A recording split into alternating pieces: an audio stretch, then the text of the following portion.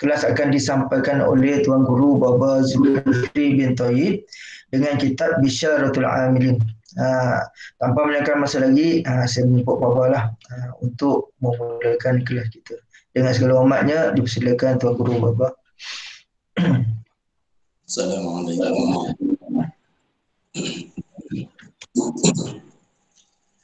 A'udzubillahiminasyaitonirrajim. Bismillahirrahmanirrahim. Alhamdulillahirrahmanirrahim. Wassalatu wassalamu ala asyrafil anbiya'i wal mursalin wa ala alihi wa sahbihi ajma'in. Subhanaka la ilma lana illa ma 'allamtana innaka antal alimul hakim. Rabbi zidni 'ilman nafi'an wa fahman mustaqiman wa hidayatan lis-shawab. La quwwata illa billah. La hawla wa la quwwata illa billah. Allahumma ilman na'rifu bihi nawa'ika wa siratan wa ilhaman malaikati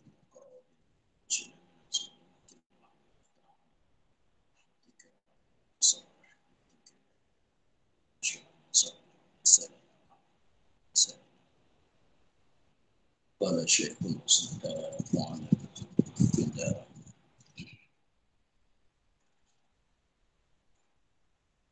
Bismillahirrahmanirrahim. Alhamdulillahilladzi nazzala hudan wa mau'izatan lil 'ibadi ahsanal hadis.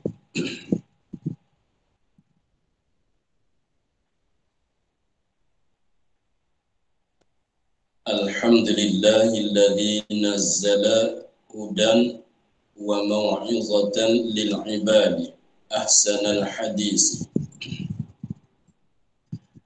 Bermula puji itu bagi Tuhan yang menurunkan hal keadaannya, pertunjukan dan pengajaran bagi segala hamba-Nya akan seelok-elok perkataan, yaitu Quran yang mulia.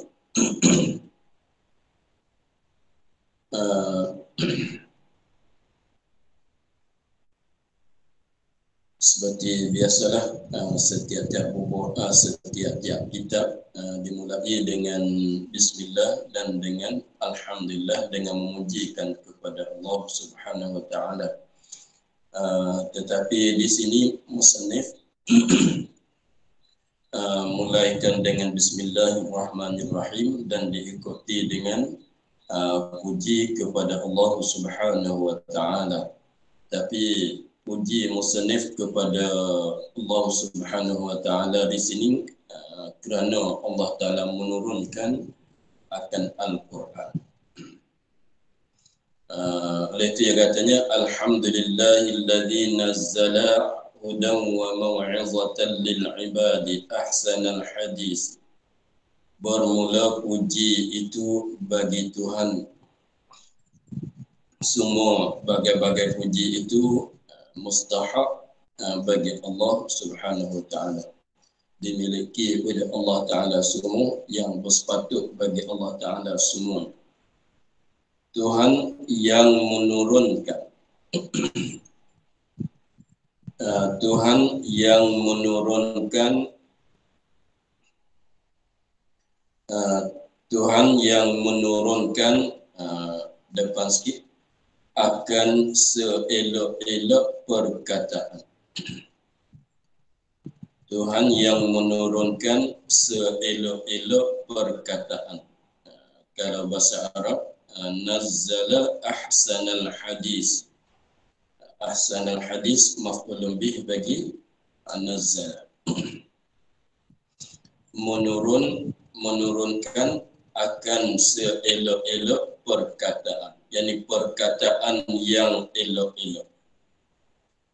Ahsanal hadis, al-hadis al-ahsana, perkataan yang elok. Apa dia perkataan yang elok itu? Iaitulah Quran yang maha mulia. Yang mulia.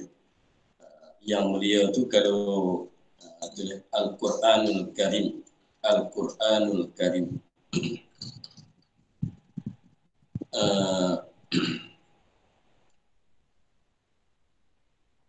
hal keadaannya, keadaan Tuhan mempertunjukkan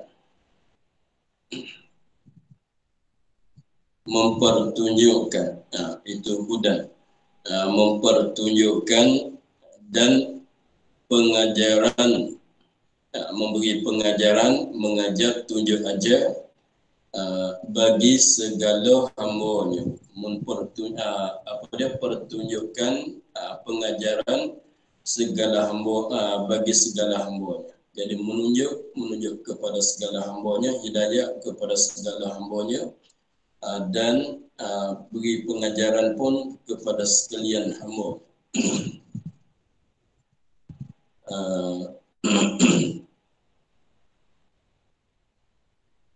Bagi segala hamba-Nya, mana pertunjukan bagi segala hamba-Nya, dan mengajaran bagi segala hamba-Nya. Jadi menunjuk kepada segala hamba, beri pengajaran, beri kepada sekalian hamba. Melengkapi dalam kata hamba tu hamba Allah Subhanahu wa taala,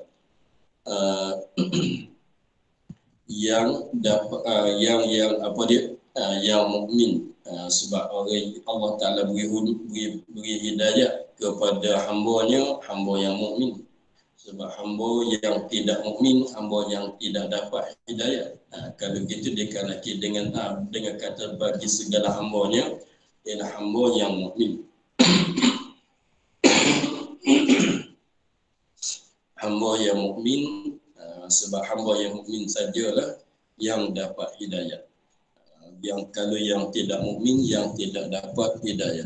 Yang mana Allah Taala menurunkan Quran yang amat mulia tadi itu, ialah dia yang menghidayahkan hamba-hambanya yang mukmin, dan memberi pengajaran kepada hamba-Nya, hamba yang mukmin juga. Sebab kalau hamba Allah Taala yang kafir, dia tidak ambil pengajaran daripada Al-Quranul Karim. Mereka kafir tidak ambil pengajaran daripada ajaran Quran, tak dapat hidayah, tak ambil ajaran daripada Quran. Lalu itu dimaksudkan dengan segala hamba-Nya itu ialah hamba yang mukmin. Sekali lagi, bermula puji itu bagi Tuhan yang menurunkan hal keadaannya, keadaan Tuhan itu pertunjukan dan mengajar dan pengajaran bagi segala hamba-Nya, menurun akan seelok-elok perkataan, akan perkataan yang paling elok, akan perkataan yang paling elok. Dengan maknanya tidak ada perkataan yang terlebih elok daripada perkataan Al-Quranul Karim.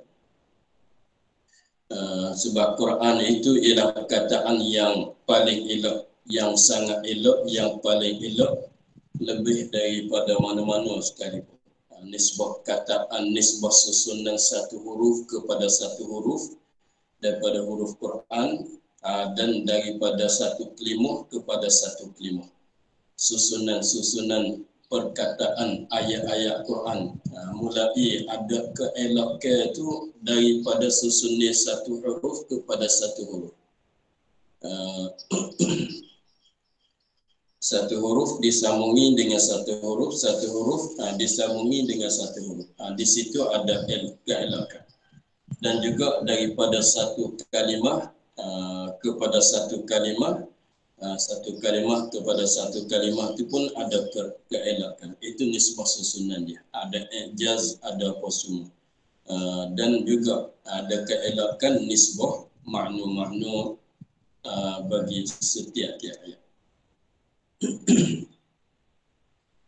Wassalatu wassalamu ala sayyidina Muhammadin al-Bashirin Nadhir bijawami'il kalami wal qawlil hadith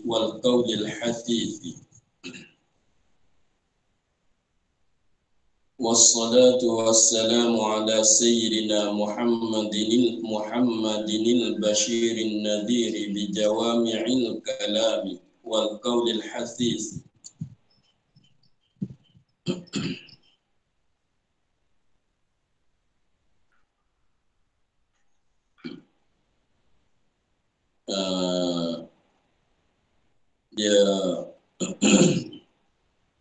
cuba perhati tengok. Alhamdulillahilladzi nazzala hudan wa mau'izatan lil ibadi ahsanal hadis.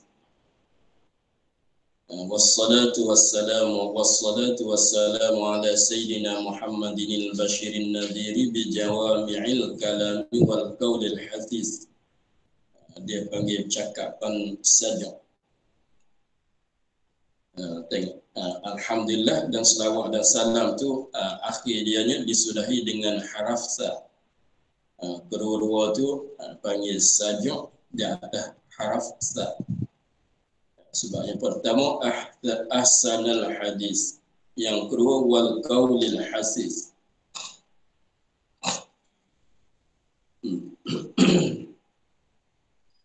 Terjemahnya, dan rahmat dan sejahtera atas penghulu kita Nabi Muhammad yang menyukakan dan menakutkan dengan segala kalimah yang menghimpunkan bagi segala maksud, dan dengan perkataan yang menyungguh-nyungguhkan.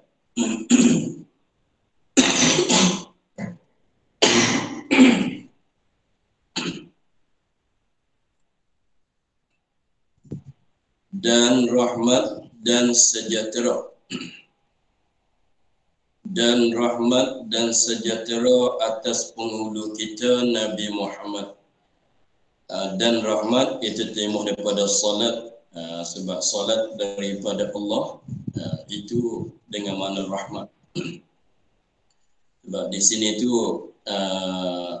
wassalatu wassalam dengan maknanya minta rahmat daripada Allah, minta kesejahteraan daripada Allah Ta'ala turun kepada penghulu kita Nabi Muhammad sallallahu alaihi wasallam. Dia ada mengandungi permintaan. Dan rahmat Allah Ta'ala dan sejahtera atas penghulu kita, yakni turun kedua-duanya atas penghulu kita, diturunkan kedua-dua, turunlah kedua-dua rahmat dan sejahtera atas ini, turun kedua-duanya atas penghulu kita Nabi Muhammad. Penghulu kita itu siapa? Nabi Muhammad yang menyukakan, dan terjemah daripada bahasa Arab an-nadhir, dan menakutkan, terjemah daripada an-nadhir, menyukakan terjemah daripada al-bashir, menakutkan terjemah daripada an-nadhir. Penghulu kita Nabi Muhammad yang menyukakan, yakni dengan syurga dan segala nikmatnya,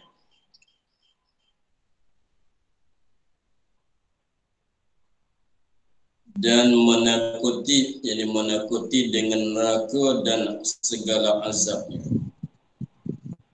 Menakuti, yakni menakuti daripada neraka dan segala azabnya. Jadi Nabi Muhammad yang menyukakan dengan syurga dan segala nikmat syurga, menyukakan itu bagi orang yang taat kepada Allah Subhanahu wa taala. Menyuka, yakni menyuka bagi mereka yang taat kepada Allah Subhanahu wa taala, menyukakan dengan syurga dan segala nikmatnya, nikmat syurga. Dengan maknanya berita baik, cerita baik. Menyukakan itu maknanya ceritakan dengan ceritaan baik, dengan khabarkan dengan khabaran baik. Khabaran baiknya ialah siapa yang taat kepada Allah Subhanahu wa taala, orang itu akan dapat syurga dan nikmat syurga. Itu menyukakan. dan menakutkan akan orang yang derhaka kepada Allah Subhanahu wa taala, dengan neraka dan azab neraka. Dengan maknanya Allah Ta'ala atau Nabi Muhammad menakuti kepada orang yang tidak taat kepada Allah Subhanahu wa taala, bahwasanya orang yang tidak taat kepada Allah Ta'ala itu akan dimasuki ke dalam neraka, akan dijumpai akan berjumpa dengan azab neraka. Itu menakutkan. Dengan segala kalimah yang menghimpuni, bijawami, terjemuh daripada bijawami'il kalam,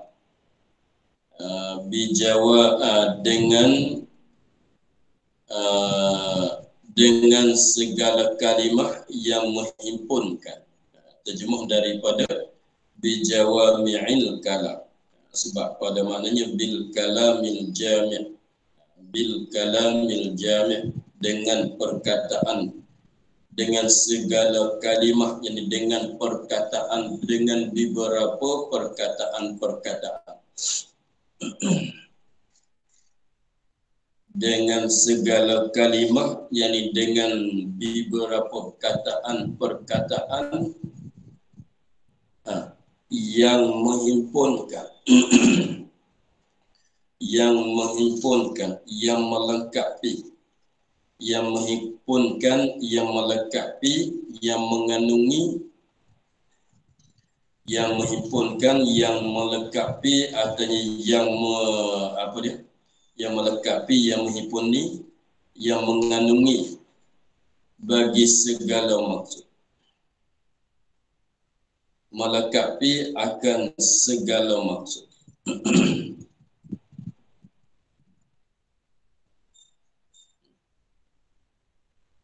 Dan dengan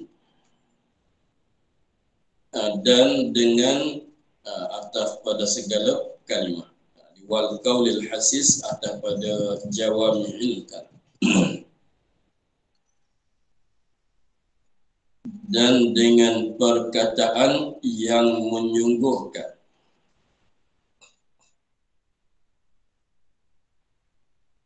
dan dengan perkataan yang menyungguhkan. Dikanaki dengan segala kalimah yang menghimpunkan, dan dengan perkataan yang menyungguhkan itu ialah Al-Quran kan. Juga. Jadi di sini maksudnya mintalah Allah Ta'ala menurunkan akan rahmat dan menurunkan akan kesejahteraan kepada Nabi kita Muhammad sallallahu alaihi wasallam, yang mana Nabi Muhammad kita itulah yang menyukakan dan menakutkan. Dan juga Nabi Muhammad itu dikuatkan dengan segala kalimah. Dia dengan segala kalimah itu daripada bahasa Arab bijawami'il kalam wal qaulil hasis.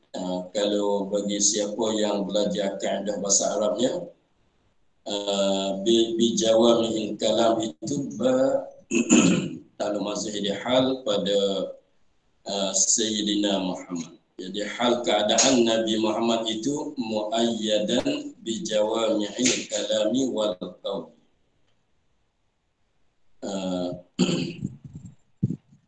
Jadi dengan segala kalimat, jadi dikuatkan, disokongkan. Nabi Muhammad kita itu yang menakuti dan yang menyukakan dan yang menakutkan. Hak keadaannya disokongkan, dikuatkan dengan segala kalimah yang menghipuni, dan dengan perkataan yang menyungguhkan. Maksudnya ialah Al-Quranul Karim.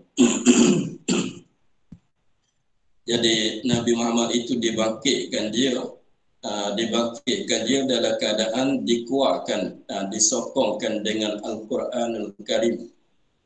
Nah, yang mana Al-Quranul Karim itu ialah kataan-kataan yang menghipuni segala maksud. Di dalam semuanya segala maksud, segala perkara-perkara ada semua di dalam Quran. Apa yang kita nak tahu, apa yang kita kosak nak tahu, itu segala maksud, segala makna. Segala maksud, segala makna, segala perkara yang apa saja yang kita nak tahu tu boleh kita tahu daripada Al-Quran. Itu bagi mereka yang pandai lah. Untuk orang yang alim dengan Al-Quran, dia boleh tahu dengan kesemuanya daripada Al-Quran. Sebab Al-Quran itu ialah kataan yang menghipuni segala maksud. Apa yang kita nak tahu, apa yang kita naknya, semuanya boleh rujuk kepada Al-Quran. Dan Quran itu juga ialah perkataan yang menyungguhkan. Terkandung di dalam Quran perkataan yang menyungguhkan bagi kita untuk bersungguh-sungguh di dalam ibadat kepada Allah Subhanahu wa taala. Seterusnya, wa ala alihi wa ashabihi al-hadina alladhina shaduddin wa ala alihi wa ashabihi al-hadina alladhina shaduddin, dan atas keluarganya dan segala sahabatnya yang menunjuk mereka itu lagi mengakat mereka itu akan agama.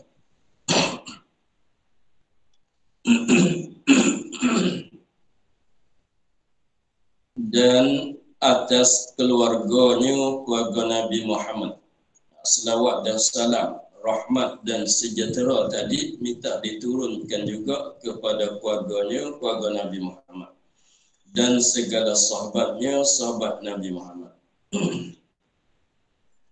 yang menunjuk mereka itu, sahabat dan keluarga dan sahabat tadi yang menunjuk mereka itu, yang menunjuk oleh mereka itu, menunjuk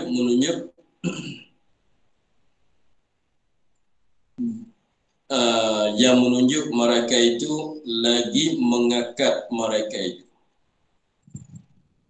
Menunjuk serta mengakat, meninggikan. Mengakat, meninggikan mereka itu, oleh mereka itu, keluarga dan sahabat, akan agama. Menunjuk akan manusia kepada agama Islam, mengakat, meninggikan agama Islam. Jadi itu suatu perkara yang berjaya dengan tangan sahabat Nabi, yang berjaya dengan tangan keluarga Nabi Muhammad SAW, setengah pada jaksaan mereka ialah mereka menunjukkan manusia kepada agama Islam. Mereka lah, dengan sebab mereka lah agama Islam itu jadi tinggi.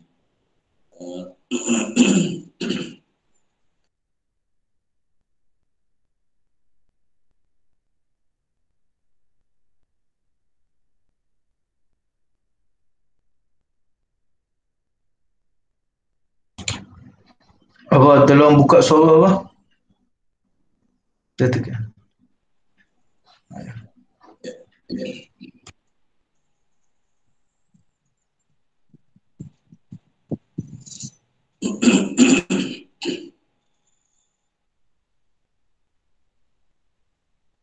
Sekali. Dan atas keluarganya, keluarga Nabi Muhammad dan segala sahabatnya yang menunjuk mereka itu dan lagi mengakat mereka itu akan agama. Agama ialah agama Islam. Agama yakni agama Islam.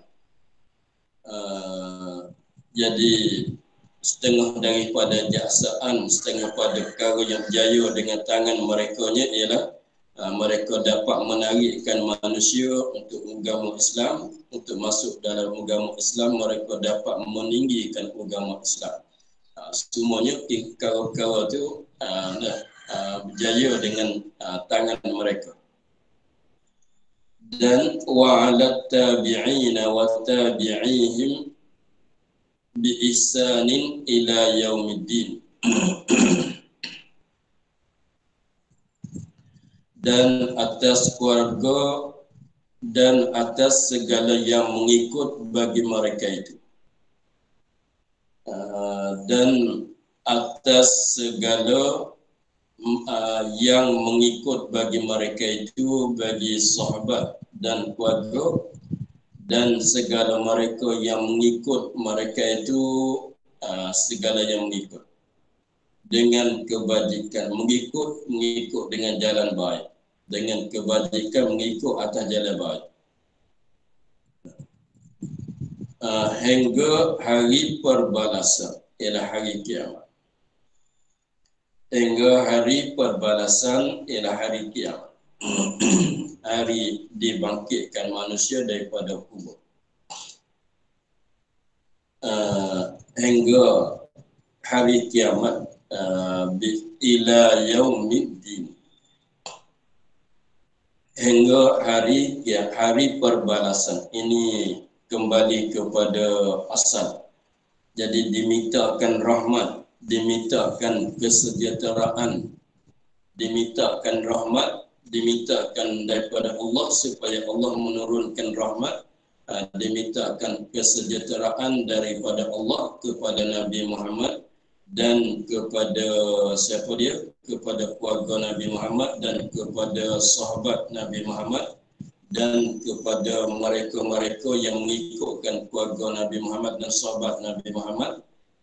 Minta diturunkan, minta teruskan akan turunkan rahmat, minta teruskan akan sejahteraan itu sampai hari kiamat.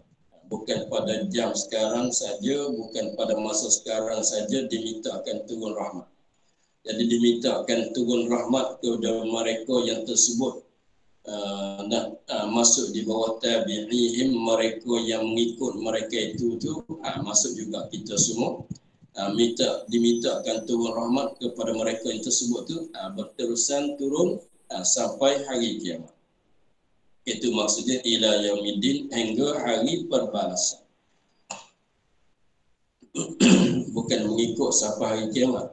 Maknanya diminta turun rahmat sampai hari kiamat. Diminta kesejahteraan itu sampai hari kiamat.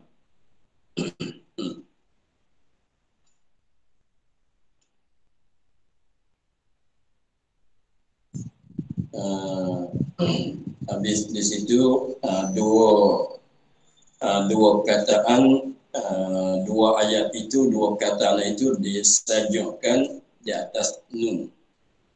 Wa ala alihi wa ashabihil hadin alladhina syaduddin wa ala tabi'ina wa tabi'ihim bi ihsanin ila yaumiddin. Sajuk pula di atas nun. Dua kataan, dua ayat ini. Wa ba'du fahadihi risalatun awda'tu fiha minal kalimin nabawiyyati abwaba.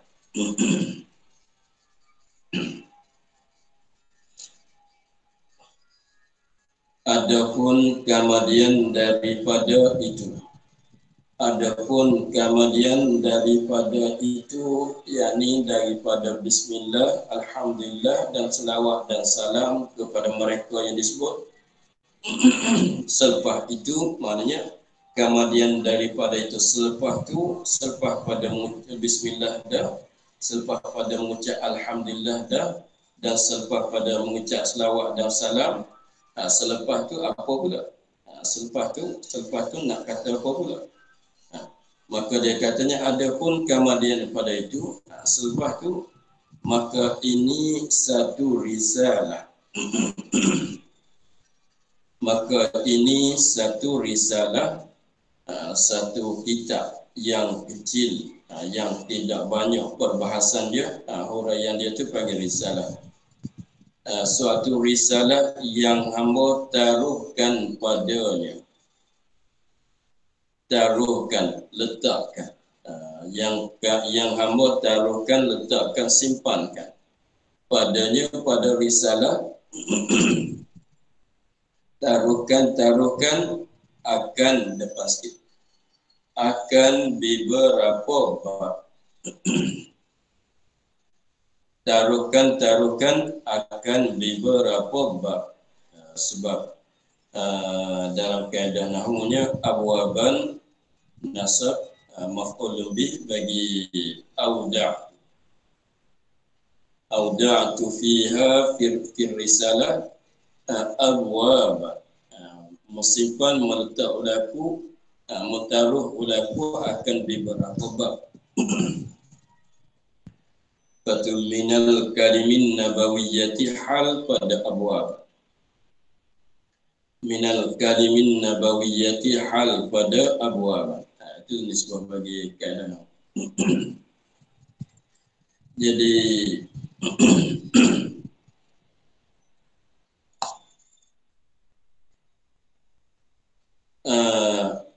dia kata itu asas susunan, ibaratnya asas susunan cakapannya gini. Maka ini satu risalah yang hamba taruhkan padanya akan beberapa bab daripada segala kalimah yang dibangsakan kepada Nabi sallallahu alaihi wasallam. Asas susunannya begitu.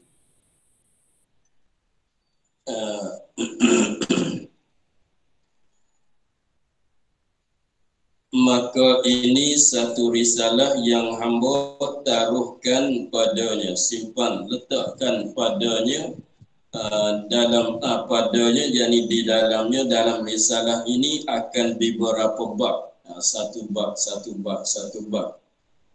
Lepas satu bab diikuti dengan satu bab, seperti kita akan jumpa pada masa depan.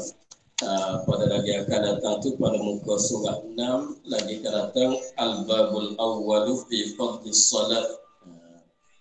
Itu pula muka surat 15 al-babus sani fi fadlis saumi. Jadi maknanya kitab ni akan mengandungi beberapa bab-bab, yang mana satu bab itu daripada beberapa bab daripada segala kalimah, ini daripada beberapa perkataan, daripada segala kalimah, yakni daripada beberapa perkataan, cakapan, itu maksud segala kalimah. Kalimah, perkataan, cakapan yang dibangsakan kepada Nabi Muhammad sallallahu alaihi wasallam. Maksudnya dibangsa pada Nabi, mana perkataan dibangsa pada Nabi, mana perkataan yang dikata oleh Nabi. Perkataan yang dikatakan oleh Nabi Muhammad sallallahu alaihi wasallam. Apa maksudnya? Dia nak beritahu bahawasanya di dalam kitab ini atau dipanggil dengan risalah ini mengandungi beberapa bab-bab. Ada satu bab. Lepas tu setiap satu bab itu ada beberapa hadis-hadis Nabi. Di dalam satu bab itu ada mengandungi beberapa hadis-hadis Nabi. Seperti contohnya pada muka surat lagi akan datang tu, muka surat 6 lagi akan datang, bab yang pertama menyatakan kelebihan semayang, maka dia akan sebut beberapa hadis Nabi, di dalam satu bab. Banyak buah hadis jugalah yang dia sebut tu di dalam satu bab. Itu maksudnya. Jadi maksudnya risalah ini mengandungi beberapa bab-bab, dan di dalam satu bab itu akan disebutkan beberapa hadis Nabi yang bersangkutan dengan bab masing-masing.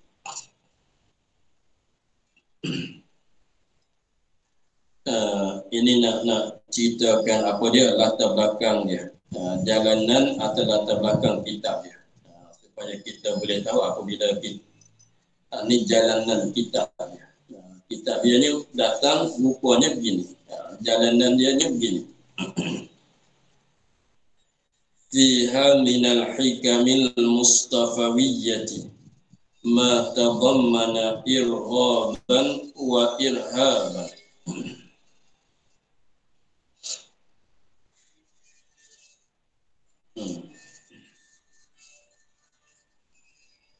Fiha minal hikamil mustafawiyyati. Kita i'rabnahu. Fiha khabar muqaddam ma tadammana mubtada muakhar. Fatul minal hikamil mustafawiyyati bayan pada ma.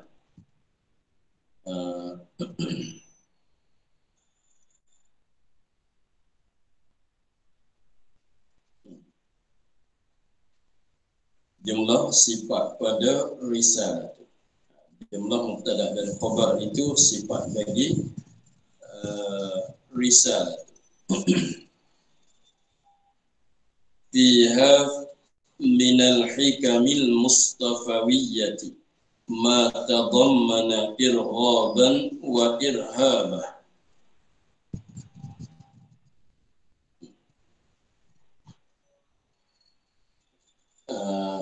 Tadi abwaba, di sini irhaba saja pula. Nah, di atas ba.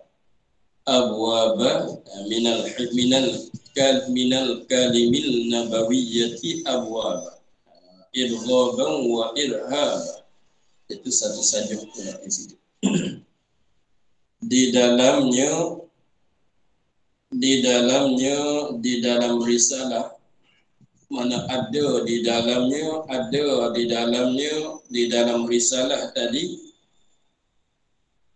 ada daripada beberapa hikmah, ada di dalamnya daripada beberapa hikmah, banyak perkataan hikmah, daripada beberapa perkataan hikmah yang dibangsakan kepada Nabi, kepada Mustafa sallallahu alaihi wasallam. Mustafa itu maklum salah satu daripada Nabi Muhammad sallallahu alaihi wasallam. Nama dia itu banyak, setengah pada nama dia itu Muhammad Ahmad, Mustafa pun Adnan, Toha, semuanya Nabi, namun Nabi kita semua. Jadi maknanya hikmat itu yang dibahasa kepada Nabi. Jadi mana hikmat, jadi perkataan hikmat yang dikata oleh Nabi SAW. Dan perkataan hikmat yang dikatakan oleh Nabi Muhammad SAW. Jadi perkataan hikmat yang datang daripada Nabi. Barang yang mengandung ia barang akan menggemarkan pada perbuat taat, irghab, menggemarkan hati pada membuatkan taat, dan menakutkan pada menggemar dan menakutkan daripada mengerjakan maksiat. Itu irhab. Jadi di dalam kitab, di dalam risalah, maksudnya di dalam risalah ni juga ada mengandungi beberapa perkataan hikmah. Mana hadis Nabi itu juga. Hadis Nabi itu juga.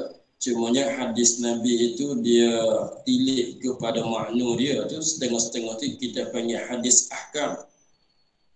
Setengah tu dipanggil hadis ahkam. Mana hadis Nabi yang Nabi kata, yang Nabi ucap, yang Nabi bersabda untuk nak menyatakan hukum. Itu dia panggil hadis ahkam. Maknanya untuk nak menyatakan hukum-hukum. Ada setengah daripada hadis ialah setengah pada perkataan Nabi itu, Nabi kata, Nabi bersabda, Nabi kata untuk nak membangkitkan, nak mensemangatkan di atas amal ibadat. Setengah-setengah kataan Nabi jalannya begitu, bukan nak menyatakan hukum. Hanya untuk nak membangkitkan semangat, untuk nak menggemarkan akan kita semuanya kepada taat kepada Allah Subhanahu wa taala. Kita kelebihan benda ni contohnya untuk nak semangatkan kita sembahyang tarawih, mestilah sebut akan fadilahnya, kelebihannya gini. Itu untuk nak semangatkan, untuk nak menggemarkan hati kita kepada taat. Itu adalah perkataan dia, dan juga setengah pada perkataan Nabi, hadis Nabi itu mengandungi akan menakuti daripada maksiat. Tidak menyebutkan hukum dah maklum, tapi Nabi sebutkan akan azab benda ni, satu jenis maksiat ini, kerusakan dia begini, kedenaan dia macam-macam gini. Maka supaya apabila didengar itu rasa takut untuk nak buat maksiat. Jadi di dalam kitab ini akan mengandungi juga beberapa hadis-hadis Nabi, tapi hadis kita panggil hadis hikmah. Hadis yang merupakan hadis untuk nak menggemarkan bagi kita buat amal ibadat dan untuk menakutkan kita daripada maksiat. Apabila kita dengar hadis-hadis yang lagi akan datang, setengah pada tepat tu kita bersemangat. Seperti contohnya bab yang pertama pada menyatakan sembahyang, pada menyatakan kelebihan sembahyang itu dalam bab menggemarkan sembahyang. Lagi pula ada juga di dalam kitab dalam bab yang pertama tu hadis-hadis yang menyebutkan dendaan bagi mereka yang tinggal sembahyang. Itu nak menakut. Jadi irghaban, untuk nak menggemarkan, untuk nak semangatkan kita kepada buat amal ibadat. Dan irhaban tu untuk nak untuk nak menjauhkan, nak beri rasa takut, nak tanamkan rasa takut dalam hati kita di atas buat maksiat. Itu ada kedua-dua, setengah pada hadis mensemangatkan kita, menggemarkan kita di atas amal ibadat, setengah daripada hadis pula dalam bab masing-masing menakutkan daripada maksiat. Wa qad taraktu dzikra asani biha ikhtisar.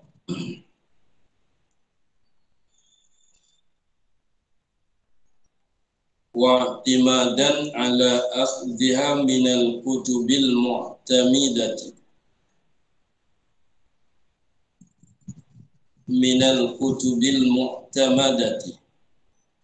al-mushtaharati ishtihara. Dan telah hamba tinggalkan menyebutkan segala sanadnya kerana menutupi ikhtisar, dan kerana berpegang hamba atas mengambilkan dia daripada beberapa kitab yang muktamad, yang masyhur, ia akan sebagai masyhur. Dengan sebab tadi dia katanya dia akan datang, akan sebut di dalam satu-satu bab akan beberapa hadis-hadis Nabi sallallahu alaihi wasallam. Maka setengah pada perkara yang maklum di dalam ilmu hadis, dalam pada tiap-tiap sebuah hadis mesti kena ada sanad. Pada setiap hadis mesti kena ada sanad. Kalau kita tengok dalam kitab Sahih Bukhari, Sahih Muslim dan lain-lain lagi tu, daripada nak bolehkan sebut satu matan hadis, mesti kena melalui sanad-sanad. Daripada orang ni, daripada sianu orang ni sampai kepada Abu Hurairah, sampai kepada Nabi. Jadi maka setiap tu ada sanad jalanan dia. Hadis ni mari pada siapa yang cerita, orang ni ambil daripada siapa pula, orang ni ambil daripada siapa pula, dengar daripada siapa, akhir-akhirnya daripada sahabat, daripada Nabi SAW. Tetapi dengan sebab sanad tu jadi tak perlu kepada kita tahu sangat, sebab kita boleh rujakkan sanad itu di dalam kitab-kitab hadis yang asal. Contohnya hadis ini diriwayat oleh Bukhari. Nak tahu sanad, kita buka dalam kitab Bukhari, boleh tahulah sanadnya. hadis ni diriwayat oleh Muslim. Jadi di sanad dia tak payah sebut. Nak tahu sanad, buka hadis ni, buka dalam kitab Muslim, ada jumpa lah sanad dia. Jadi tak payah kita sebut dah sanad. Daripada asalnya setiap hadis mesti ada sanad. Semuanya ada sanad. Tetapi tak wajib disebutkan sanad apabila kita nak ceritakan hadis. Apabila kita nak bacakan hadis, tak mesti kita sebutkan sanad. Hanya kita memada dengan katanya riwayat Muslim, riwayat Bukhari. Siapa yang nak tahu sanadnya, kembalilah pada kitab Bukhari dan kitab Muslim. Maka di sini pun begitu juga. Dan telah hamba tinggalkan menyebut, mana tak sebut. Dan telah hamba tinggalkan menyebut, maknanya hamba tidak sebut kan segala sanadnya, sanad hadis-hadis tadi. Sanad hadis tak sebut. Kenapa tak sebut sanad? Kerana menutupi ikhtisar. Kerana menutupi ikhtisar supaya jadi pendek. Tak nak jadi panjangkan cakapan. Supaya tak nak jadi panjang cakapan, maka lalu itu dihazafkan sanad. Kerana menutupi ikhtisar, ringkas, tak jadi panjang.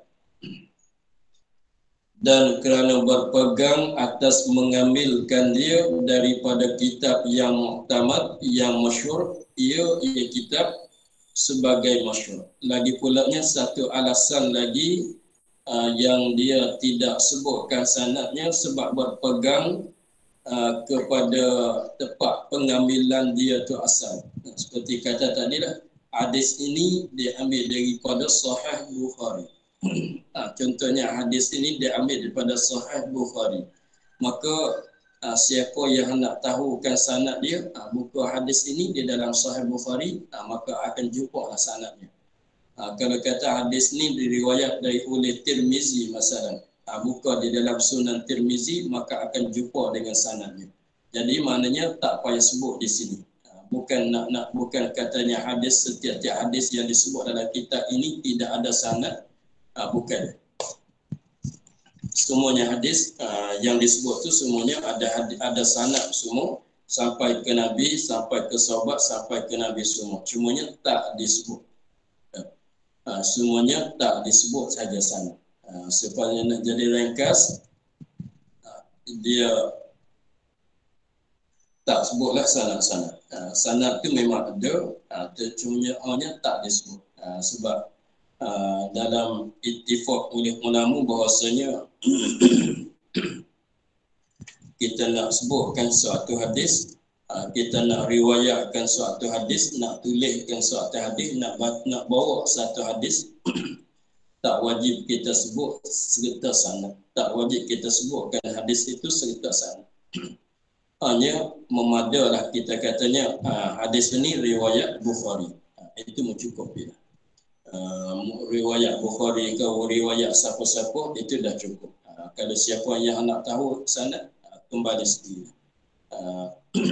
Itu saja. Kitab-kitab yang muktamad, mana kitab yang muktamad yang berpegang oleh ulama-ulama, yang diakui, yang berpegang oleh ulama-ulama yang masyhur, sehingga kita siapa-siapa pun masyhur. Sunan Tirmizi, Sahih Bukhari, Sahih Muslim, Sunan Abu Daud, Sunan Tirmizi, Sunan Nasa'i, Sunan Ibnu Majah, Mustadrak bagi Hakim, banyak lagi lah daripada kitab-kitab yang masyhur di kalangan ulama, kitab hadis yang masyhur.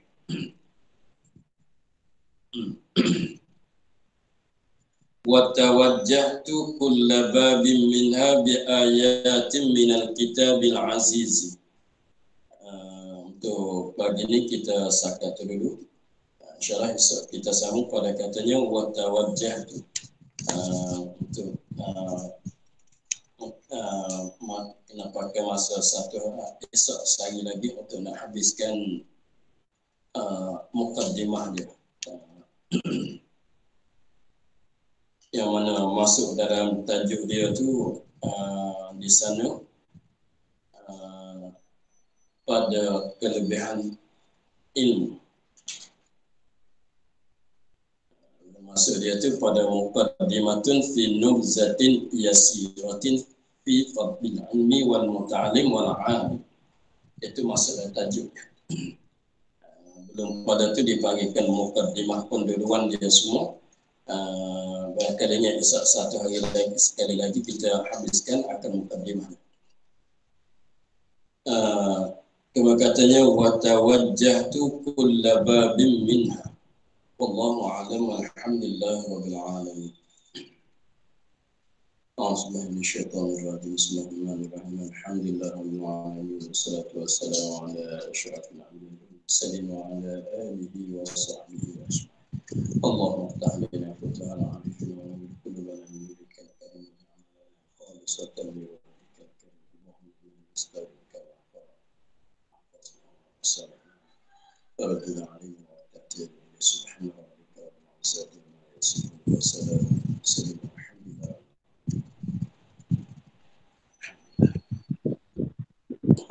Terima kasih Baba. Masih Baba.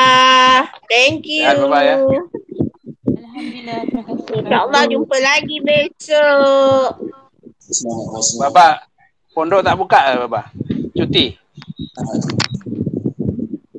Oh, bulan puasa cuti ya? Ni ada juga pelajar yang ikut sama. Ikut kelas.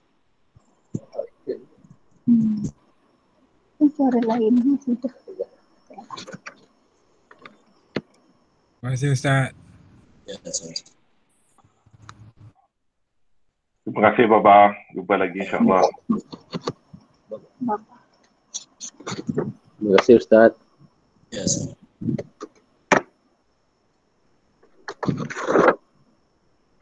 Mana lagi?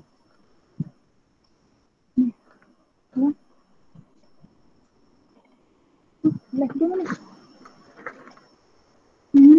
Nak dah di sini. Cari. Selalu semua senang. Terima kasih Baba. Khairuddin. Daripada semuanya senang.